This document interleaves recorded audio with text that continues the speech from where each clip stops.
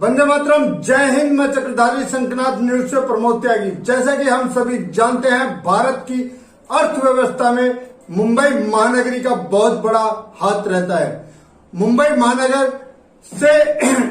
महानगर से और महाराष्ट्र के सभी उद्योग व्यापारों से भारत की अर्थव्यवस्था का एक पिलर माना जाता है, क्योंकि भारत की अर्थव्यवस्था को दुरुस्त रखने के लिए मुंबई महानगर पालिका को सेकंड राजधानी भी कहा गया है।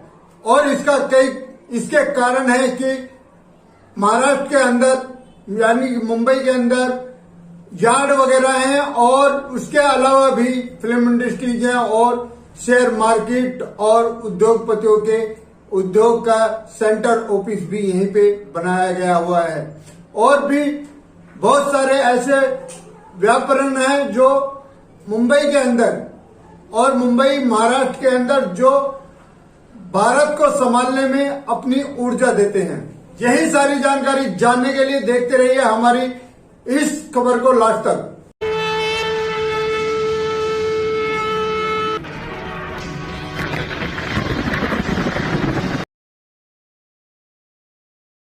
मुंबई भारत की आर्थिक दूरी वजीकरण है, दूरी वाणिज्यिक विधेयक केंद्र है। कुछ मायनों में इसकी आर्थिक संरचना भारत नाभिकीय और सुशांत कालों के संयोजन को प्रदर्शित करती है। इस नगर में भारतीय वायु विमानों परमाणु ऊर्जा स्थित है। इसमें परमाणु रिएक्टर और प्लूटोनियम विलयक स्थित है। नगर के कई हिस्सों में जब भी ईंधन ऊर्जा की कमी होती है, ऊर्जा का जैविक साधनों का इस्तेमाल किया जाता है। निजी सार्वजनिक उद्यमों के मामले से मध्यम महाराष्ट्र का एक सुविधा राज्य बन गया है। विद्युत उत्पादन इस दिशा में सबसे महत्वपूर्ण है। सहायक कारकों में से एक महाराष्ट्र भी शामिल है। पश्चिमी घाट स्थित प्राणपांतों के जरिए पन बिजली का उत्पादन किया जाता है। नागपुर और चंद्रपुर में ताप बिजली उत्पादन का उपयोग किया जाता है। विद्युत गृह स्थित भारत का पहला विद्युत गृह महाराष्ट्र के अंदर ही माना जाता है। मुंबई से 113 किलोमीटर मुंबई से उत्तर स्थित में इसका बहुत बड़ा निर्माण भारत की ऊर्जा के लिए स्थापित है। और भी इस तरह के कई सारे आय साधन हैं जिससे भारत की इकोनॉमी में महाराष्ट्र की अहम भूमिका रहती है, जैसे शेयर मार्केट, फिल्म इंडस्ट्रीज और बड़े बड़े बिजनेस, छोटे बड़े उद्योग, सभी को मिलाकर भारत की इकोनॉमी में महाराष्ट्र का नंबर 1 पे दूसरा हाथ रहता है। और इसीलिए भारत की दूसरी राजधानी मुंबई को कहा गया है। लेकिन बड़े दुख की बात है कि जब से ये कोरोना वायरस आया है तब से 23 महीने हो गए और इन 23 महीनों में मुंबई की जो लॉकडाउन की स्थिति बनी रही उससे अर्थव्यवस्था बहुत डाउन हुई है और सभी कार्यों में रुकावट आई है और बेरोजगारी फैली है, जिस कारण भारत की अर्थव्यवस्था भी कमजोर हुई है।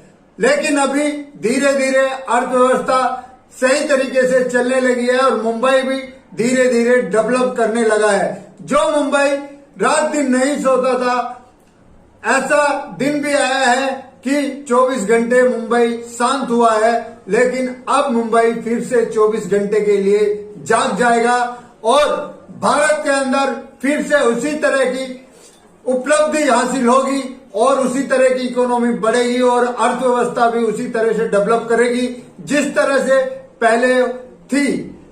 और बेरोजगारी के संबंध में अगर बात की जाए तो भारत आने वाले समय में नंबर 1 का बिजनेसमैन देश होगा, जिसमें बेरोजगारी बहुत जल्दी से जल्दी शायद ही खत्म हो जाए, क्योंकि अब जिस स्तर पे काम चल रहा है उस स्तर के हिसाब से देखा जाए तो हर प्रदेश को डेवलप करने की योजनाएं तैयार हो रही हैं और हर प्रदेश को अगर डेवलप कर दिया गया तो एक प्रदेश से दूसरे प्रदेश में कोई रोजगार के लिए नहीं जाएगा।